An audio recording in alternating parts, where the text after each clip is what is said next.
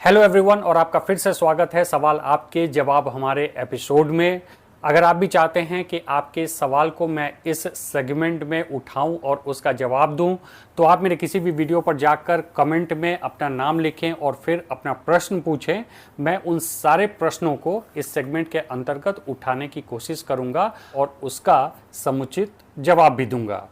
तो चलिए स्टार्ट करते हैं अपना वीडियो। और आज का पहला सवाल है सुजांत ऋषभ का।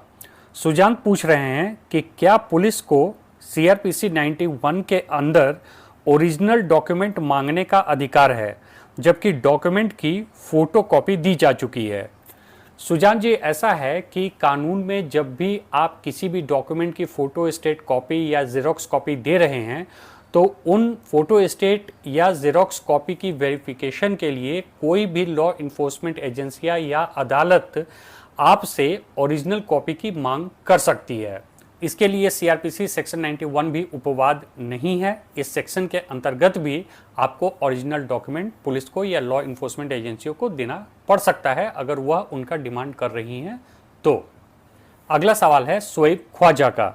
शोएब जी का पूछना है कि मेरा अकाउंट ट्रांजैक्शन ओवर होने पर फ्रीज किया गया है, क्या मुझे भी साइबर सेल की दिक्कत आएगी?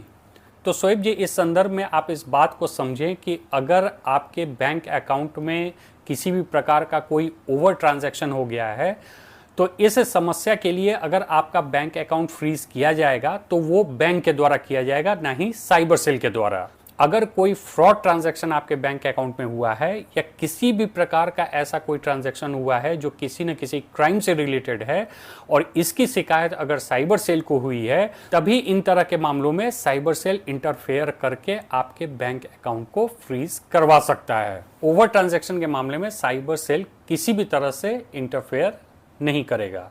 अगला सवाल है विशाल जी का। विशाल जी पूछ रहे हैं कि sir, my account has been hold by 3 cyber cell. I am not in India, so I cannot visit cyber officer. I have sent all the related documents to concerned cyber cell with clarification, but there is no response from the cyber cell. So what can I do next?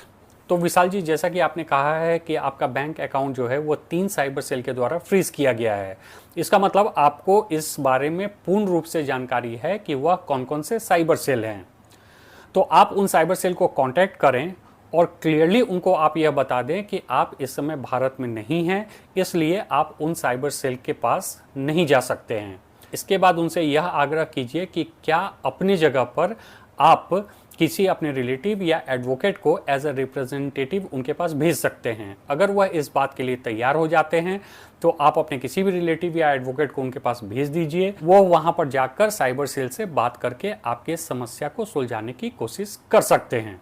अगर cyber cell यह कह रहा है कि नहीं, आपका physical appearance उनके यहाँ जरूरी है, तो फिर इस परिस्थिति में आपने जब भी भारत लौटने का प्लान बनाया, उस प्लान संबंधी जानकारी आप साइबर सेल को देकर और उतना समय आप उनसे मांग लें और कहें कि आप जब भी भारत लौटेंगे तो भारत लौटते ही आप उनके सामने उपस्थित हो जाएंगे और अकॉर्डिंगली आप जब भी भारत आएँ, आप साइबर सेल के सामने उपस्थित होकर अपने मामले को सुलझाने की कोशिश कर सकते हैं।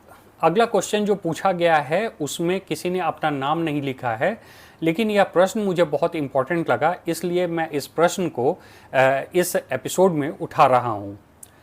जिस आईडी से मुझे यह प्रश्न आया है वह आईडी है यूनिक बॉय के नाम पे।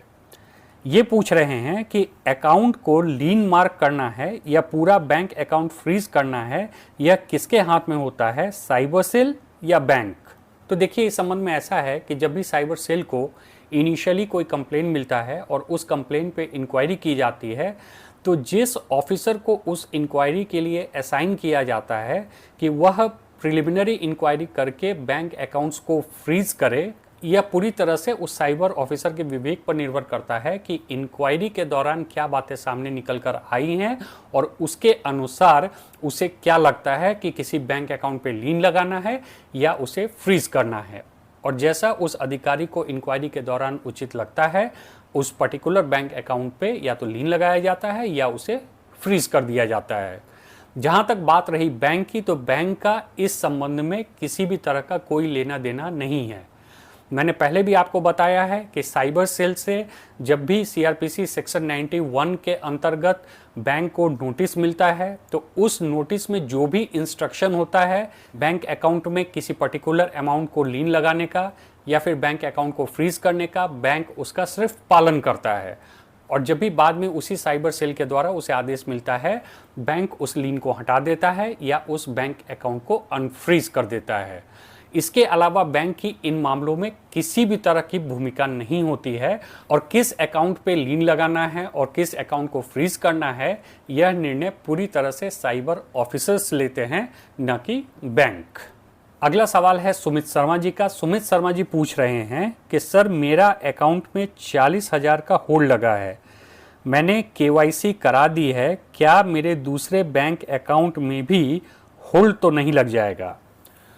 सुमित जी, ऐसा है कि मैंने अपने कुछ पिछले वीडियोस में भी इस बात को क्लियर किया है और आज फिर इस बात को क्लियर कर दूं कि जब भी किसी बैंक अकाउंट को फ्रीज करना होता है तो साइबर सेल सीआरपीसी सेक्शन 91 के तहत बैंक को एक नोटिस जारी करता है और नोटिस जारी करने के बाद सीआरपीसी 102 के अंतर्गत उसे आदेश देता है कि किसी व्यक्ति का बैंक अकाउंट फ्रीज कर दिया जाए।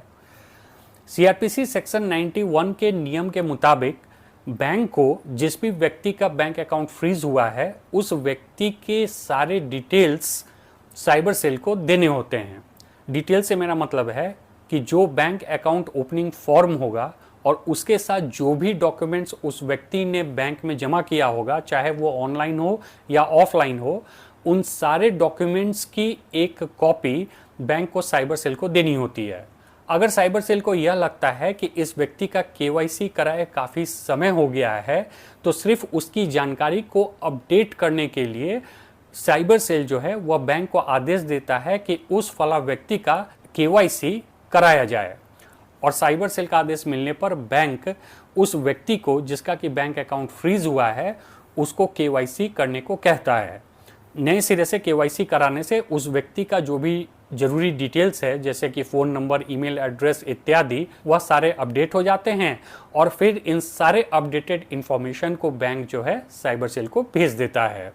इसी कारण से बहुत लोगों के साथ ऐसा होता है कि जब भी उनका बैंक अकाउंट फ्रीज होता है तो बैंक उनको आदेश देता है कि आप नए सिरे से केवाईसी करा लें। लेकिन केवाईसी कराने का यह बिल्कुल भी मतलब नहीं है कि आपका बैंक अकाउंट रिलीज होने जा रहा है। यह एक व्यापक गलतफहमी है लोगों पे कि अगर उनका केवाईसी करा दिया गया है तो इसका मतलब होता है कि आपका बैंक अब रिलीज होने वाला है। ऐसा बिल्कुल भी नहीं है। सिर्फ आपके जो पर्सनल डिटेल्स हैं उनको अपडेट कराने के लिए यह केवाईसी कराया जाता है। इसलिए कभी भी किसी व्यक्ति का केवाईसी कराया जा रहा है बैंक के द्वारा तो आप उसके बाद निश्चिंत होकर ना बैठ जाएं कि अब तो मेरा केवाईसी हो गया है, अब मेरा बैंक अकाउंट कुछ दिनों में स्वतः रिलीज हो जाएगा। बिल्कुल नहीं होगा।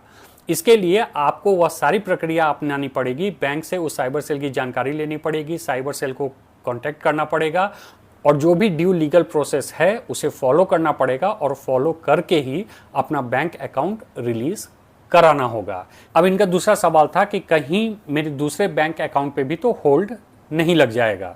तो नहीं, आपके दूसरे बैंक अकाउंट पर बिल्कुल होल्ड नहीं लगेगा और अगर एक बैंक अकाउंट आपका होल्ड पे चला गया है या फ्रीज हो गया है तो उसका असर आपके दूसरे बैंक अकाउंट पे नहीं पड़ता है अनटिल एंड अनलेस कि जिस बैंक अकाउंट में वह फ्रॉड ट्रांजैक्शन हुआ है और जाने अनजाने अगर वह फ्रॉड ट्रांजैक्शन का पैसा जो है वह आपने उस अकाउंट से अपने किसी दूसरे अकाउंट में ट्रांसफर कर दिया है तो इस परिस्थिति में उसका बैंक अकाउंट फ्रीज हो सकता है या फिर उस पर लीन लगाया जा सकता है।